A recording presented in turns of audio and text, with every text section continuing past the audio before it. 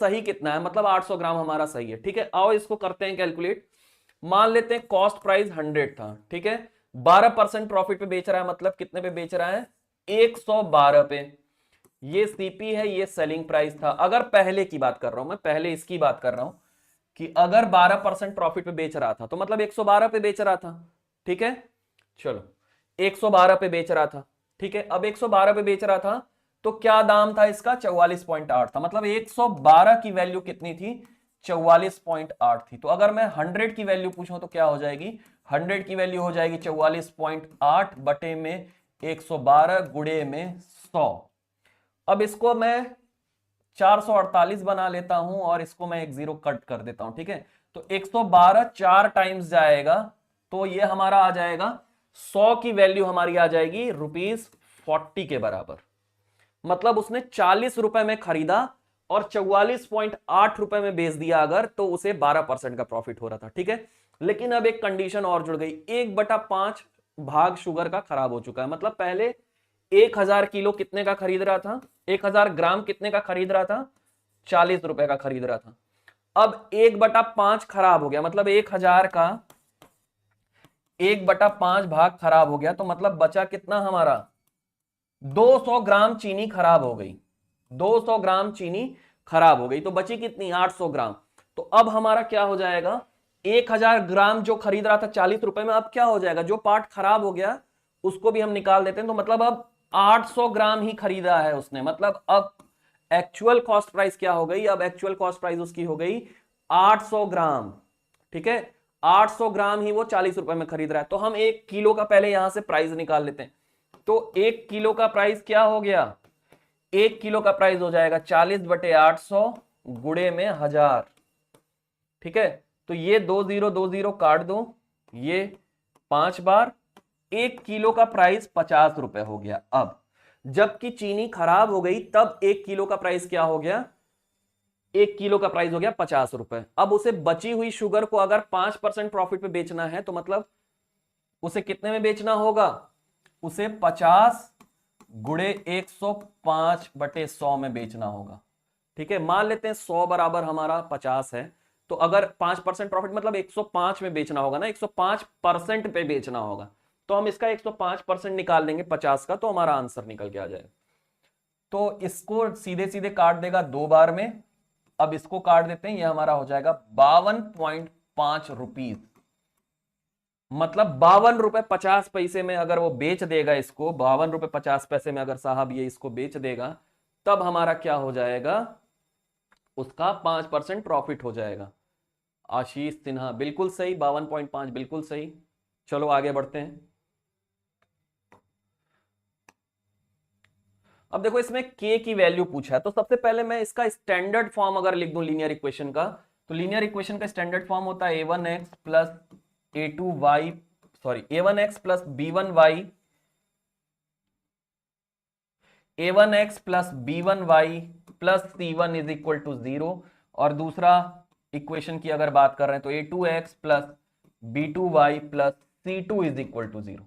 अब इसमें बोल रहा है कि इसका कोई सॉल्यूशन नहीं होना चाहिए, कोई सॉल्यूशन नहीं, मतलब नो सॉल्यूशन कब होगा, उसके लिए कंडीशन हमारी होती है a1/a2 तो भैया होना चाहिए b1/b2 के इक्वल, a1/a2 तो भैया होना चाहिए हमारा b1/b2 के इक्वल, लेकिन ये बराबर नहीं होना चाहिए भैया हमारा c1/c2 के बराबर। ठीक है, ठीक है, तो अब हमें यही कंडीशन इसमें लगा देनी है। a1 हमारा हो जाएगा यहां से k, a2 हमारा हो जाएगा 7, तो k/7 ये होना चाहिए हमारा, b1 हो जाएगा हमारा -15 अपॉन b2 हो जाएगा हमारा -21।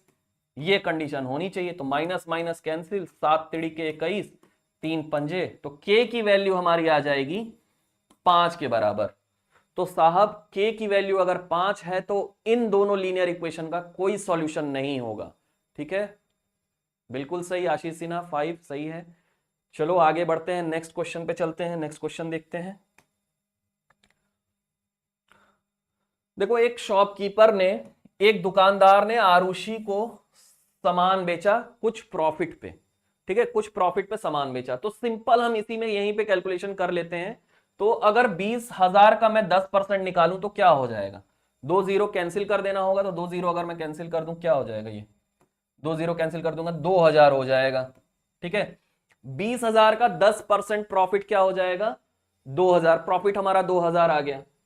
72,000 का 20% प्रॉफिट, तो हमें क्या करना है, दो जीरो फिर से कैंसिल कर लो, ये जीरो, तो हमारा कितना आ जाएगा, 14,400 आ जाएगा, 14,400 आ गया ये।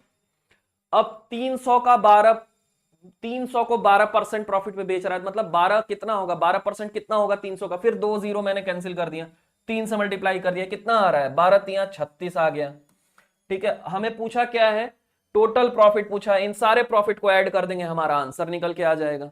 इन सारे प्रॉफिट को ऐड कर देते हैं, ये हमारा क्या हो जाएगा, 6 3 4 6 16,436, तो हमारा 16,436 आंसर आ जाएगा, ऑप्शन में मौजूद है, मार्क करके आगे बढ़ जाएंगे। ठीक है, चलो मार्क कर देते हैं, 16,436 मार्क कर देते हैं, आगे बढ़ जाते हैं। अब देखो ये आ गया हमारा डीआई का क्वेश्चन, इसमें पाई चार्ट दिया हुआ है। पाई चार्ट में क्या दिया है, टोटल प्रोडक्शन हमारा 8600 टन दिया है। ठीक है, एनुअल एग्रीकल्चरल प्रोडक्शन का हमें टोटल प्रोडक्शन कितना दिया है, 8600 टन है हमारा प्रोडक्शन। और पूछा हमसे क्या है, पूछा हमसे क्या है, राइस का प्रोडक्शन बता दीजिए भाई साहब हमें, कि साहब हमें राइस का प्रोडक्शन बता दीजिए कितना है। तो राइस क्या है, पूरे प्रोडक्शन का कितना परसेंट है राइस, 25%, ये 25% है राइस हमारा पूरे प्रोडक्शन का। तो 8600 टन का अगर मैं 25% निकाल लूं तो हमारा आंसर आ जाएगा, ये हो गया 1/4, 4 से इसको डिवाइड कर दो, ये हो गया 2 1 5 0, यही आंसर हो जाएगा हमारा 2150 टन। ठीक है, हमें अपना कैलकुलेशन इजी करना है, तो इसीलिए मैंने यहां डबल जीरो नहीं काटा, मैंने 25 से इसको काटा। ठीक है, जो कैलकुलेशन करने में हमारा इजी रहेगा उसी के साथ हम लोग आगे बढ़ेंगे। ऐसा नहीं कि मैंने 100 से दो जीरो काट दिए और बैठ के 86 और 25 का मल्टीप्लाई कर रहा हूं, तो ऐसा नहीं करना। ठीक है, चलो आगे बढ़ जाते हैं फटाफट से।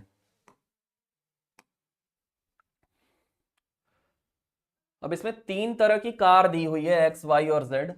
ठीक है, जो एक कंपनी ने बनाया है, हमें बताना है कितनी एवरेज नंबर ऑफ कार्स बनाई है कंपनी ने 2022 में। तो ये भी सिंपल है, पूरा ये हम ऐड कर लेते हैं, टोटल कितनी कार बनाई है कंपनी ने, फिर इसको टोटल जितने ईयर्स हैं उससे डिवाइड कर देंगे, जितनी कंपनीज हैं उससे डिवाइड कर देंगे, 3 से डिवाइड कर देंगे। इन सबको पहले ऐड कर लो, क्या आ रहा है, ये हमारा 1, फिर ये हमारा 7, फिर ये हमारा 1, फिर ये हमारा 9171। अब इसको हम 3 से डिवाइड कर देंगे, हमारा एवरेज आ जाएगा।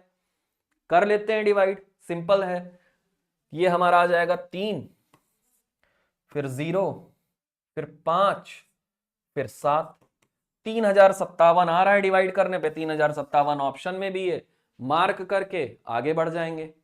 ठीक है, चलो आगे बढ़ जाते हैं, आगे बढ़ जाते हैं।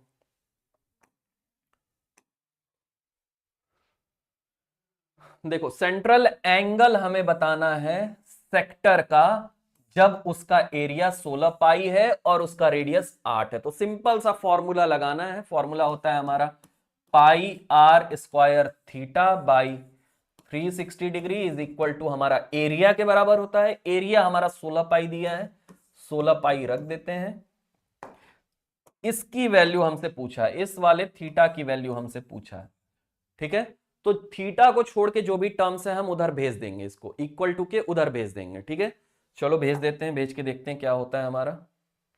तो पाई पाई तो शुरुआत में ही हम काट देते हैं। ठीक है, और थीटा हमारा क्या हो जाएगा, यहां से 16 गुणे 360 बटे में आर हमारा है 8 8, तो ये 8 दुना ये 8, कितना आएगा ये 4 45, ये हमारा 90 डिग्री के बराबर आ रहा है साहब, ये हमारा 90 डिग्री के बराबर आ रहा है।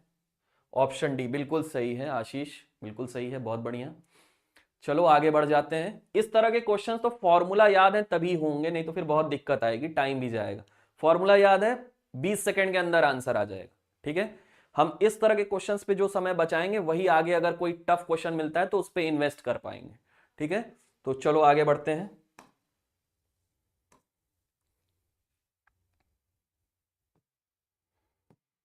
अब देखो इसमें डिफरेंस बताना हमें एरिया ऑफ ट्राइंगल एबीसी का और ट्रायंगल पी क्यू आर का। तो पहले मैं सबसे पहले दो ट्रायंगल बना देता हूं, फिर इसको सॉल्व करेंगे हम। पहले मैं दो ट्रायंगल बना देता हूं। ए बी सी हमारा क्या दिया है, ए बी सी ऐसा ट्रायंगल है जिसके दो साइड्स इक्वल हैं, तो ये दोनों 20-20 हैं और एक 10 है। दूसरा ट्रायंगल क्या है हमारा, राइट एंगल ट्रायंगल है। ठीक है, कैसा है दूसरा ट्रायंगल हमारा, पी क्यू आर हमारा राइट एंगल ट्रायंगल है, जिसका हाइपोटेनस दिया हुआ है 13 सेंटीमीटर और परपेंडिकुलर दिया है 12 सेंटीमीटर। ठीक है, ये राइट एंगल ट्रायंगल है। हाइपोटेनस क्या होता है, 90 डिग्री के सामने वाली साइड या सबसे लंबी साइड हमारे ट्रायंगल की हाइपोटेनस होती है। तो देखो यहां से क्या हम क्यू आर नहीं निकाल सकते हैं, क्या हम ये क्यू आर साइड नहीं निकाल सकते हैं, बिल्कुल निकाल सकते हैं। तो 13 के स्क्वायर में से 12 का स्क्वायर सब्ट्रैक्ट कर दो, क्या आ जाएगा हमारा 169 माइनस 12 का स्क्वायर 144, 25 आ जाएगा। तो क्यू आर की वैल्यू हमारी 25 आ गई। ठीक है, तो इसका एरिया हम कैसे निकालेंगे, इसका एरिया हम निकालेंगे हाफ बेस इंटू हाइट वाले फॉर्मूले से। हाफ बेस 5 हाइट 12, ये 6 से कट गया, ये हमारा 30 इसका एरिया आ गया। इस वाले ट्राइंगल का एरिया 30 आ गया। देखो यूनिट नहीं लिखी है तो मैंने भी यूनिट नहीं लिखी है। ठीक है, तो 30 इसका एरिया आ गया। अब इसका एरिया कैसे निकालें, अब इसका एरिया कैसे निकालें, तो इसके एरिया के लिए हमारे पास एक फॉर्मूला है, हीरोन्स फॉर्मूला, जिसको हम हीरोज फॉर्मूला भी बोलते हैं। एक बार मैं फॉर्मूला लिख देता हूं यहां, Heron's formula, S S minus A S minus B S minus C. अब देखो एस क्या होता है, एस हमारा होता है सेमी पेरीमीटर होता है हमारा, सेमी पेरीमीटर। और ए बी सी क्या है, ए बी सी हमारा क्या है, साइड है ट्राइंगल की। ठीक है, ए और बी और सी हमारा ट्राइंगल की साइड है। तो सेमी पेरीमीटर क्या होता है, पेरीमीटर का आधा। अगर तुम लोग को ये फॉर्मूला पता रहता, अगर आप लोगों को ये फॉर्मूला पता रहता, तो तुम लोग क्या करते, इसमें सीधे वैल्यू पुट करते, ना कि ये फॉर्मूला लिखते। ठीक है, तो वैल्यू पुट करते ही ये क्वेश्चन हमारा इजी हो जाता। तो हमारा एस हमारा क्या आएगा, 20 प्लस 20 प्लस 10, 50/2, 25 आ गया। अब इस फॉर्मूले में हम रख के इसका एरिया निकाल लेंगे। क्या आएगा एरिया, रूट में 25 गुणे 25 माइनस 20 5, फिर 25 माइनस 20 5, फिर 25 माइनस 10 15। तो देखो ये पेयर हो गया 5 5 और ये भी पेयर हो गया 5 5, तो 25√15 आ रहा है ये हमारा इसका एरिया। और इस क्वेश्चन में यहां 15 की वैल्यू भी दी हुई है, 15 की वैल्यू भी दी हुई है। तो हम क्या करेंगे, 25 से इसको मल्टीप्लाई कर देंगे 3.87 को, तो हमारा क्या निकल के आता है, हमारा निकल के आएगा 96.75। और इसमें से ये वाला एरिया हम घटा देंगे तो हमारा आंसर निकल के आ जाएगा। तो देखो सीधा सीधा घटाना है, इसमें 96 में से 30 घटाना है, कितना आ जाएगा, 66 के बराबर आ जाएगा। ठीक है, आइसोसेलेस का है डायरेक्ट फॉर्मूला भी है, लेकिन वो थोड़ा टफ पड़ेगा हम लोगों को। आइसोसेलेस का है एक डायरेक्ट फॉर्मूला, लेकिन वो हम लोगों को टफ पड़ेगा आशीष। ठीक है, हम ये लगाएंगे, ये वाला हीरोज फॉर्मूला हमारा ज्यादा सही रहेगा, बेटर काम करेगा। ठीक है, चलो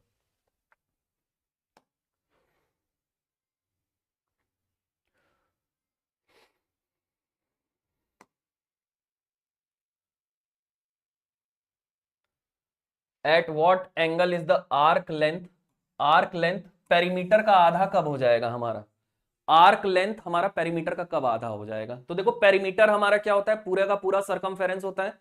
पेरीमीटर हमारा क्या होता है, पूरा का पूरा सरकमफेरेंस के बराबर होता है। ठीक है, पेरीमीटर हमारा पूरा का पूरा सरकमफेरेंस के बराबर होता है। तो अगर आधा पूछूं तो कितना हो जाएगा उसका एंगल। ठीक है, तो इस क्वेश्चन में तो हमें पेन उठाने की भी जरूरत नहीं है, डायरेक्ट हम ऑप्शन मार्क कर देते हैं।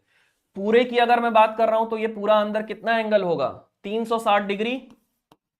अब अगर आधे की बात करूंगा तो आधे के लिए कितना डिग्री एंगल होगा, 360 का आधा मतलब 180 डिग्री होगा। 360 का आधा मतलब 180 डिग्री होगा 360 का आधा। ठीक है, चलो इसमें पेन उठाने की भी जरूरत नहीं थी।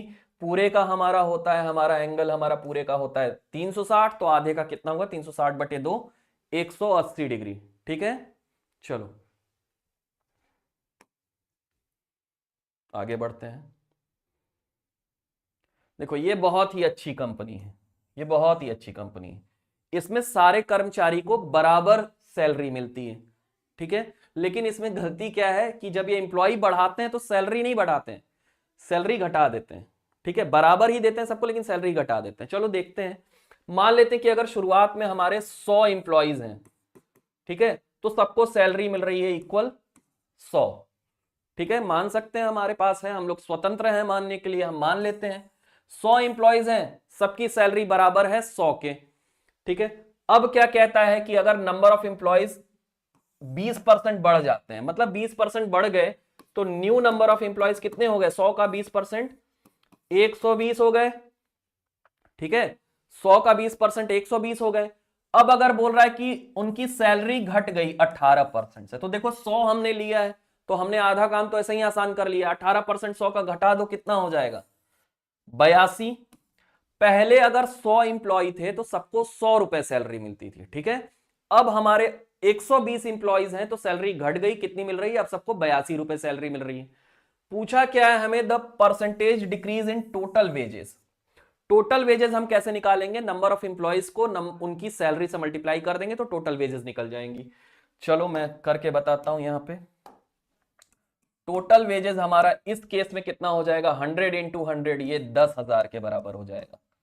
ठीक है, इस केस में टोटल वेजेस क्या हो जाएगा, 120 गुणे 82, तो ये मल्टीप्लाई करना पड़ेगा। 120 गुणे 82 अगर हम कर लेंगे तो हमें टोटल वेजेस पता चल जाएगा। तो ये कितना आएगा हमारा, ये हमारा आएगा 9840 के बराबर आएगा, 9840 के बराबर आएगा। पूछा है कितना परसेंटेज कम हो रहा है, तो देख लो ये 10,000 से कितना कम है, ये 10,000 से 160 कम है। डिवाइड कर दो 10,000 से, गुणे 100 कर दो, तो ये हमारा कितना आ जाएगा, कितना परसेंट है ये, 3 0 ये कैंसिल हो गए, ये हमारा 1.6% आएगा। ये 10 बच गया तो डेसिमल हमारा एक पॉइंट के बाद डेसिमल लग जाएगा। बहुत बढ़िया आशीष, 1.6% हमारा आंसर हो जाएगा। ठीक है, चलो आगे बढ़ जाते हैं, आगे बढ़ जाते हैं, चलो आगे देखते हैं। देखो ये भी बहुत सिंपल सा क्वेश्चन है। शॉपकीपर ने 20% ज्यादा, तो हम मान लेते हैं कि कॉस्ट प्राइस कितना था, कॉस्ट प्राइस था 100। अब इसको 20% ज्यादा मार्क कर देंगे तो क्या हो जाएगा, 100 लिया है तो 100 पे हमें परसेंट निकालने में और आसानी होगी। 20% ज्यादा, सीधे सीधे 120 हो जाएगा मार्क्ड प्राइस। अब क्या कह रहा है, 20% ज्यादा मार्क करके वो 30% का डिस्काउंट दे रहा है। ठीक है, तो डिस्काउंट हमेशा मार्क्ड प्राइस पे ही रहेगा। अब इसका 30% निकाल लो, 120 का 30% निकाल मतलब डिस्काउंट हो जाएगा, तो सामान कितने में बिक रहा है, 70 में बिक रहा है, 70% में। तो डायरेक्ट देख लेते हैं हम कितने में बिक रहा है। 120 का 70% में बिक रहा है तो हमारा कितना हो जाएगा, ये 84, 12 सत्ते 84, हमारा 84 में बिक रहा है सामान। ठीक है, अगर 120 पे 30% का डिस्काउंट दे रहे हैं तो हमारा 84 में सामान बिक रहा है। अब पूछ रहा है कि उसका लॉस परसेंट बता दीजिए साहब, कि साहब उसका लॉस परसेंट हमें बता दीजिए। तो लॉस परसेंट क्या हो जाएगा, उसका लॉस परसेंट क्या हो जाएगा, 100 से जितना कम है वही लॉस परसेंट हो जाएगा। 16% के लॉस पे साहब उसने बेच दिया। ठीक है, बहुत बढ़िया आशीष। चलो आगे बढ़ते हैं, आगे देखते हैं, नेक्स्ट नेक्स्ट क्वेश्चन देखते हैं। देखो पाइप ए और बी एक टंकी को 15 घंटे और 25 घंटे में भर देती हैं। ठीक है, वहीं पे तीसरी पाइप ऐसी है जो हमेशा काम बिगाड़ने का काम करती है, जो खाली करने का काम करती है टंकी को। वो पूरी भरी हुई टंकी को 40 घंटे में खाली कर देती है। पूरी भरी भरी हुई टंकी को 40 घंटे में खाली कर देती है। तो हम बना लेते हैं इस तरह से, ए बी सी। ए 15 घंटे में, बी 25 घंटे में, सी हमारा 40 घंटे में। इन तीनों का एलसीएम ले लो, इन तीनों का एलसीएम हम लेते हैं तो 600 आता है इन तीनों का एलसीएम। ठीक है, अब 15 घंटे में पूरा टंकी भर दे रहा है तो 1 घंटे में कितना भरेगा, इसके लिए हम 600 बाई 15 कर देंगे, तो 1 घंटे में 40 लीटर भर दे रहा है टंकी का। ठीक है, 1 घंटे में 40 लीटर भर दे रहा है। बी का भी वही केस है, 25 घंटे में पूरा 600 लीटर भर दे रहा है। मैंने इस एलसीएम को लीटर मान लिया कि अगर 25 घंटे में पूरा 600 लीटर भर देता है तो कितना भरेगा, तो 1 घंटे में कितना भरेगा, इसको 25 से डिवाइड कर लो, कितना आ जाएगा ये हमारा, 25 से डिवाइड करेंगे तो ये 24 के बराबर आ जाएगा। एक बार चेक कर लेना।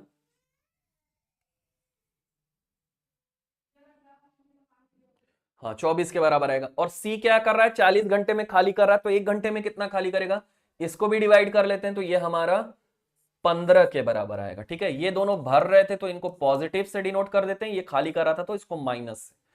अब बोल रहा है कि तीनों पाइप एक साथ खुले हैं 5 घंटे के लिए।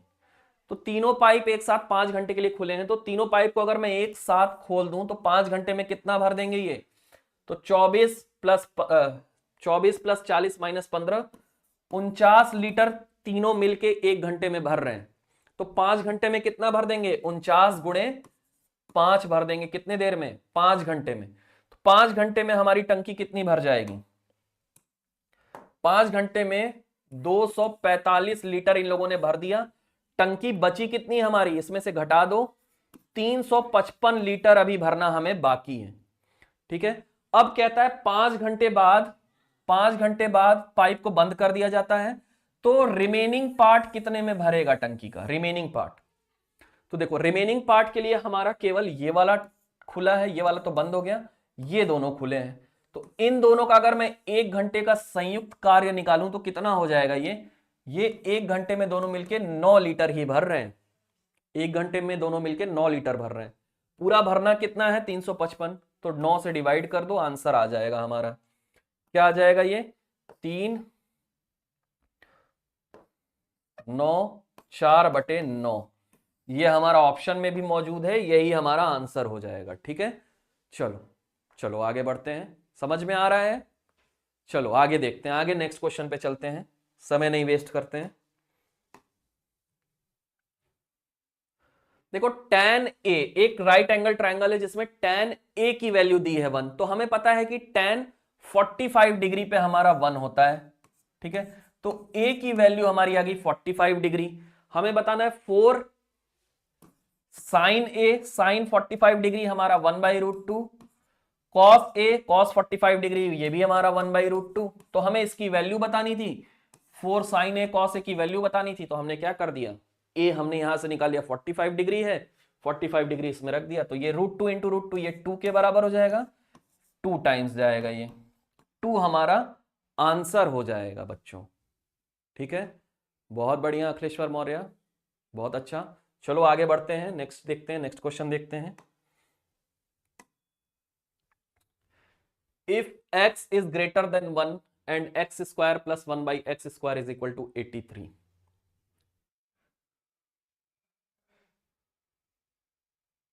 कोई बात नहीं रिंटू विश्वास, फिर से ट्राई करते हैं, फिर इस बार और अच्छे से देना है। चलो मेहनत करेंगे, बिल्कुल होगा। चलो आओ देखते हैं, फिर से देखते हैं, क्वेश्चन पे आ जाते हैं अपने। अब देखो X square plus 1/x square is equal to 83 दे दिया है इस केस में, तो मैं यहां से ये लिख सकता हूं कि x माइनस 1/x क्या हो जाएगा? x माइनस 1/x क्या हो जाएगा? ये हमारा हो जाएगा रूट में 83 minus 2। X square plus 1/x square दिया है, तो दोनों तरफ अगर मैं -2 ऐड कर दूं, इधर -2 ऐड कर दूं, इधर -2 ऐड कर दूं, तो ये हमारा x माइनस 1/x का होल स्क्वायर बन जाएगा, और इधर हमारा 83 में से माइनस करेंगे तो ये हमारा 81 बन जाएगा। ठीक है, तो मैंने क्या किया, एक स्टेप ना लिख के डायरेक्ट x माइनस 1/x कर दिया, उधर वाले टर्म को रूट में लिख दिया, तो यहां से हमारा x माइनस 1/x आ गया 9। हमें बताना है x cube minus 1/x cube. अब इसके लिए ये होता है हमारा formula, X cube minus 1/x cube होता है हमारा x माइनस 1/x का whole cube plus 3 into X minus 1/x। तो हमें x माइनस 1/x की वैल्यू पता है 9, हमें कुछ नहीं करना है, हमें इसमें पुट कर देना, हमारा आंसर निकल जाएगा, आंसर हमारा निकल के आ जाएगा। तो ये हमारा क्या हो जाएगा? x माइनस 1/x मतलब 9 का क्यूब 729 और प्लस 27, ये हमारा आ जाएगा 756। बहुत बढ़िया अखिलेश्वर, बहुत बढ़िया आशीष। चलो 756। तो देखो एक काम करना कि 10 तक के क्यूब्स तो सबको याद होने ही चाहिए, 10 तक के क्यूब्स में सोचना ना पड़े, तुरंत आंसर पता रहे कि 10 तक के क्यूब्स अगर मैं लिखूं तो क्या होगा आंसर। ठीक है, चलो आगे बढ़ते हैं, नेक्स्ट क्वेश्चन पे चलते हैं। अब देखो इस क्वेश्चन में सेक थीटा की वैल्यू दी है 29/20। तो ये क्वेश्चन करने का सबसे बेस्ट मेथड यही कि एक रफली एक ट्राइंगल सोच लो।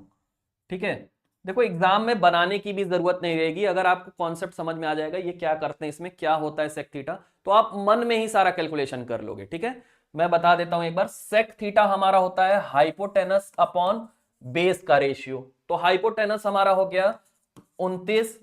अगर मैं थीटा यहां बना देता हूं तो बेस हमारा क्या हो गया 20। तो हम ये वाली साइड निकाल सकते हैं, परपेंडिकुलर निकाल सकते हैं।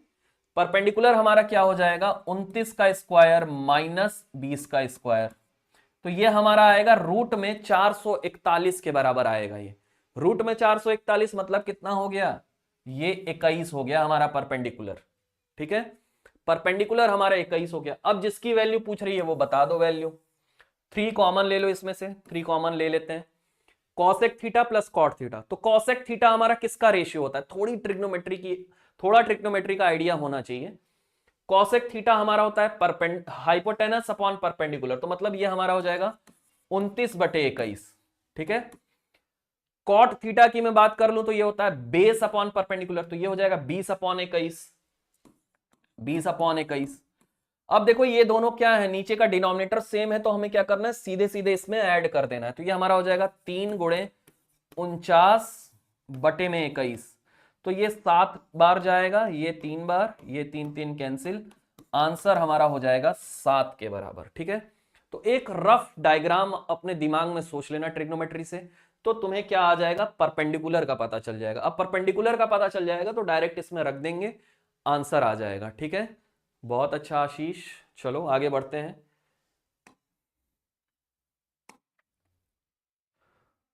देखो दो टेंजेंट्स दिए हैं एपी और ए क्यू। ठीक है, ये भी क्वेश्चन बनाने की जरूरत नहीं रहेगी, ये डायग्राम बनाने की जरूरत नहीं रहेगी, मन में ही सॉल्व किया जा सकता है, बस प्रैक्टिस पे पूरा डिपेंड करता है। ठीक है, पूरा प्रैक्टिस पे डिपेंड करता है। ये मान लो हमारा बाहर वाला पॉइंट ए है, ये P हो गया, ये Q हो गया। अब एक प्रॉपर्टी होती है कि अगर हम सेंटर से इन दोनों पे परपेंडिकुलर ड्रॉ करते हैं तो ये 90 डिग्री का एंगल बनाता है। ठीक है, एक प्रॉपर्टी और लिख लेते हैं, ये वाला जो होगा एंगल और ये वाला जो एंगल होगा, इन दोनों का सम हमेशा 180 डिग्री रहता है। ठीक है, ये सेंटर पे जो एंगल बन रहा है और ये दोनों जो टेंजेंट्स के बीच का एंगल है, इन दोनों का सम हमेशा 180 डिग्री के बराबर होता है।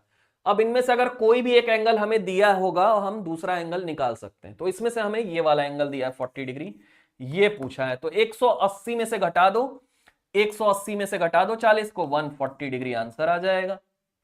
ठीक है, 140 डिग्री आंसर आ जाएगा। चलो आगे बढ़ते हैं। बहुत बढ़िया अखिलेश्वर मौर्य, बहुत अच्छा आशीष। चलो आगे बढ़ते हैं, देखते हैं नेक्स्ट क्वेश्चन क्या है।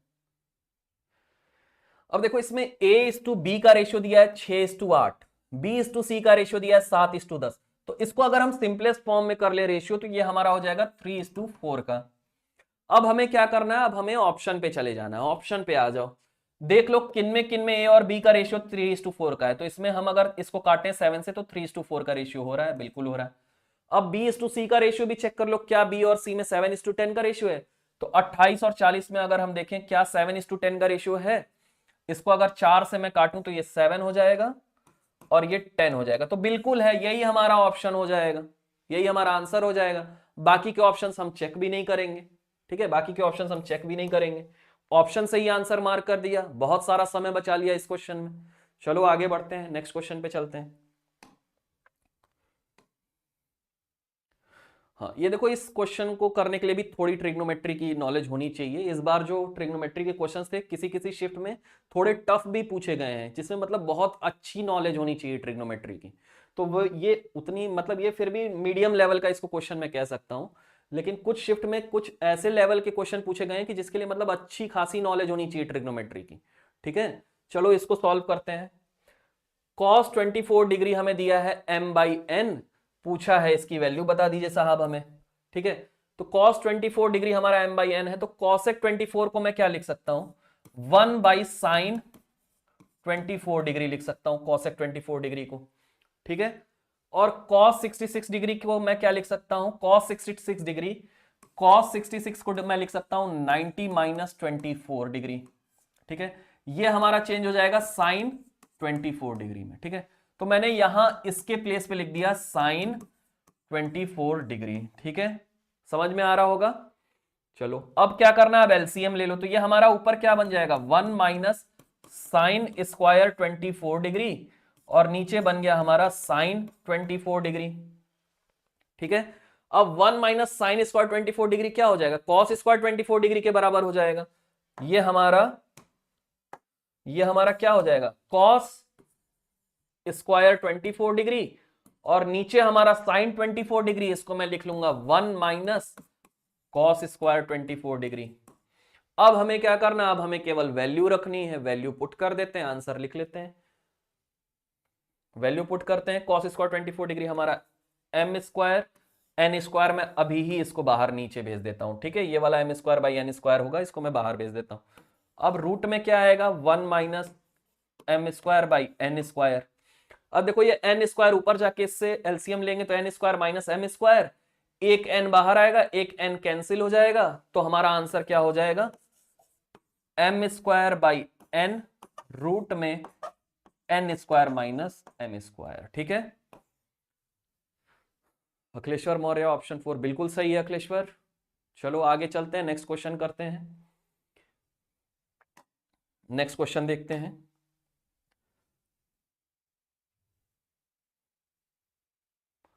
देखो सरकमफेरेंस दिया है सिलेंडर का 44 सेंटीमीटर और उसकी हाइट दी है 25 सेंटीमीटर। पूछा how many litres of water can it hold, मतलब इनडायरेक्टली आपसे वॉल्यूम पूछ रहा है, लेकिन किसमें वॉल्यूम पूछ रहा है, लीटर्स में, यूनिट दिया है सेंटीमीटर में। ठीक है, तो सबसे पहले तो रेडियस फाइंड कर लो। 2 पाई आर हमारा कितना दिया है, 2 पाई आर हमारा दिया है 44, यहां से रेडियस हमारा निकल के आ जाएगा 44, ये 2 नीचे 2 इंटू 22 इंटू 7, ये कैंसिल, रेडियस हमारा 7 के बराबर आ गया। वॉल्यूम निकालते हैं, वॉल्यूम हमारा क्या होता है, पाई आर स्क्वायर एच होता है, पाई की वैल्यू हमें पता है 22/7, रेडियस हमें पता है 7 इंटू 7 इंटू हाइट क्या दी है, हाइट 25 दी है। ठीक है, एक 7 7 कैंसिल कर दो, 22 इंटू 7 इंटू 25 ये तो करना पड़ेगा, इससे भाग नहीं सकते हम लोग। ये हमारा क्या आएगा, इसको मल्टीप्लाई करके बताएं अखिलेश्वर, आशीष, इसको मल्टीप्लाई करके बताओ क्या आ रहा है आंसर। और मैं एक लिख देता हूं, एक आपके लिए लिख देता हूं कि 1 लीटर हमारा होता है, 1 लीटर होता है हमारा 1000 सेंटीमीटर क्यूब के बराबर। तो हमारा जो भी आंसर आएगा वो हमारा सेंटीमीटर क्यूब में आएगा, तो उसको हमें अगर लीटर में कन्वर्ट करना है तो उसको 1000 से हमें डिवाइड करना होगा। ठीक है, अखिलेश्वर ने बोला है कि 3.85 आएगा, तो 3850 हमारा आ रहा है ये मल्टीप्लाई करने पे। इसको हम 1000 से डिवाइड कर देंगे, इसको 1000 से डिवाइड कर देंगे, यही हमारा लीटर में आंसर हो जाएगा, ये आपको याद रहना चाहिए। ठीक है, तो हमारा आंसर हो जाएगा 3.85 लीटर्स। ठीक है, बहुत बढ़िया अखिलेश्वर। चलो चलो आगे बढ़ते हैं, चलो ठीक है, चलो आगे नेक्स्ट क्वेश्चन पे चलते हैं।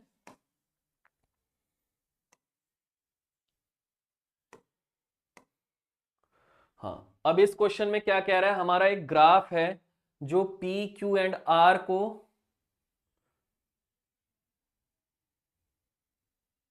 तीन प्रोडक्ट हैं पी क्यू और आर, जिनको 4 कंपनियां A B C D sell कर रही हैं। हमें बताना what percentage is the total production by company C of the total production by company A. तो पहले हम टोटल कंपनी ए का प्रोडक्शन ऐड कर लेते हैं और कंपनी सी का। तो ए का और सी का देखो निकाल के क्या आ रहा है, ये ए का 6 8 14 23 आ रहा है, सी का भी क्या आ रहा है 6 8 9 23 आ रहा है।